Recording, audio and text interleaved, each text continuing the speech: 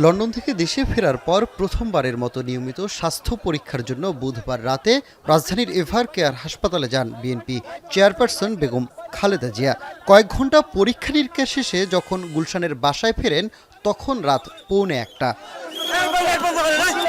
খালেদা জিয়া বাসায় পৌঁছানোর পর তার বর্তমান অবস্থা নিয়ে সাংবাদিকদের ব্রিফ করেন তার ব্যক্তিগত চিকিৎসক ও বিএনপির স্থায়ী কমিটির সদস্য ডাক্তার AZM জাহিদ হোসেন। বলেন, খালেদা জিয়ার বর্তমান অবস্থা স্থিতিশীল। নিয়মিত রুটিন অনুযায়ী পরীক্ষা নিরীক্ষা করাতেই তাকে হাসপাতালে নেওয়া হয় বলেও জানান জাহিদ হোসেন।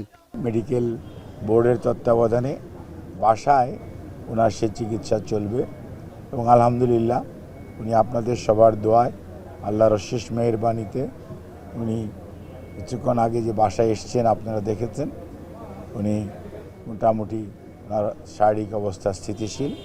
বিশ্বমানের থার্মিক্স রড, সালাম স্টিল থার্মিক্স, দেশের একমাত্র থার্মিক্স রড।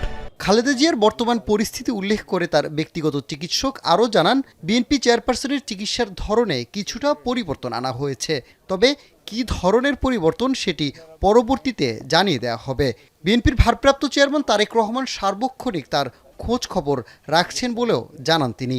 বিদেশি চিকিৎসক প্রফেসর প্যাট্রিক কেনেডি এবং জেনিফার ক্রস ওনাদের পরামর্শক্রমে কিছু পরিবর্তন আনা হয়েছে এবং ওনার এই চিকিৎসার ব্যাপারে সার্বক্ষণিকভাবে বাংলাদেশ জাতীয়তাবাদী দলের ভারপ্রাপ্ত চেয়ারম্যান জনাব তারেক রহমান গতকালকে থেকেই ওনার চিকিৎসার ব্যাপারে সার্বক্ষণিক খোঁজ খবর নিচ্ছিলেন।